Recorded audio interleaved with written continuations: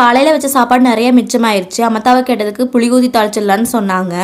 அமத்தான்னா அம்மாவோட அம்மா. அம்மாவோட அம்மாவை நீங்கள் அமிச்சின்னு கூப்பிடுவீங்களா, அமத்தான்னு கூப்பிடுவீங்களா, இல்லை வேறு ஏதாவது சொல்லி கூப்பிடுவீங்களான்னு கமெண்ட் பண்ணுங்கள் மறக்காமல். இந்த சாப்பாடு செய்யறதுக்கு புளியை நல்லா கரைச்சி தேவையான அளவுக்கு புளி, நம்ம எந்த அளவுக்கு சாப்பாடு வச்சுருக்கோமோ அந்த அளவுக்கு புளி வந்து இன்க்ரீஸ் ஆகிட்டே போகும். புளி நிறைய ஊற்றி நல்லா கரைச்சி அதை சாப்பாடு கூட போட்டு நல்லா பிசைஞ்சிட்டு தேவையான அளவு உப்பையும் இதுலேயே போட்டு பிசைஞ்சிடணும். சாப்பாடு கூடயே போட்டு பிசைஞ்சிடணும். அது பிசைஞ்சு அரை மணி நேரம் ஊற கேப்பில் சின்ன வெங்காயம் நிறையா தொளிச்சு வச்சுக்கோங்க. சின்ன வெங்காயம் இதுக்கு எந்த அளவுக்கு நிறைய போடுறோமோ அந்த அளவுக்கு டேஸ்ட்டாக இருக்கும். ஒரு வடக்கல்ல எண்ணெய் ஊற்றி கடுகு போட்டு கடுகு பொரிஞ்சதுக்கப்புறம் வெட்டி வச்ச சின்ன வெங்காயம் பெரிய வெங்காயம் ஒன்று நல்லா போட்டு வணக்கிட்டு அது கூடயே காஞ்ச மிளகா 2 பச்சை மிளகா 2 போட்டு நல்லா வணக்கிக்கணும். வெங்காயம் வணக்கிற அளவுக்கு டேஸ்ட்டாக இருக்கும். கடைசியாக கருவேப்பிலை போட்டு நல்லா பச்சை கருவேப்பிலையாக இருந்தால் சூப்பராக இருக்கும். ஃப்ரெஷ்ஷாக பொரிச்சு ஆட் பண்ணிங்கன்னா நல்லா மணமாகவும் இருக்கும். ஏன்னா நம்ம எந்த ஸ்பைசஸும் போகிறது இல்லை. இந்த கருவேப்பிலையோட ஸ்மெல் வந்து சூப்பராக இருக்கும்.